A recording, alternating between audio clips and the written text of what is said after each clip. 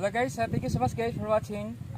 Nandito kayo guys, nakapagala din guys dito ngayon at yung time ngayon dito yung araw na to kasi wala din akong pasok guys at kailangan ko din mag-relax, maglalakad-lakad dito guys at makuhanan ko man yung lugar na ito dahil ito guys, ang lugar na ito guys ay napaka-paborito ko talaga guys. Dito gagalaan yung lugar na ito dahil napakaganda dito sa field at sariwang hangin.